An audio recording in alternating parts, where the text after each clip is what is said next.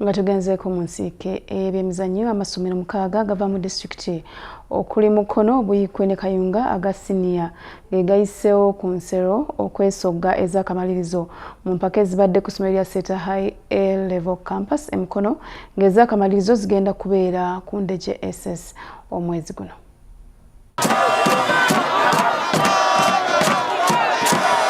Mu bawala amasomero 12 ge gavuganyizza nga Naalya S.S yawangudde abategesi aba Seeta High ku nseera 31-29.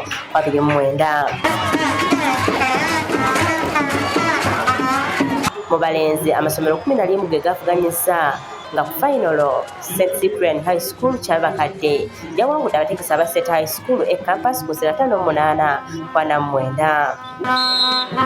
Wabula finalo zombi zawedde ng'obudde buzibye nga abasazi b'empaka zino balabiddwako nga bajjayo n'ettaala nga tebakyalaba bye bawandiika. Abawanguzi mu bawala n'abalenzi baweereddwa emidaali n'ekikopo ebyabakwasiddwa eyabadde omugenyi omukulu Richard Muhumuza. Omukolo gubadde mulungi nnyo, abantu bonna babadde balungi, ate abaana abaffe ab'Eseeta be batuuse ku semifayino mu bawala ne bamala ne emu Seeta main n'embalala zabadde ku semifayino ne kuvaako emu ey'embalala yatuuse ku fayino mu bawala n'eyaffe A-Level Campus n'etuuka ku fayino mu balenzi n'ezannya ne Kyabakadde. Amasomero agayiseemu gakukiikirira Mukono mu mizannyo gya siniya egigenda okubeera mu ssomero lya Naalya S.S okutandika nga 26 omwezi guno.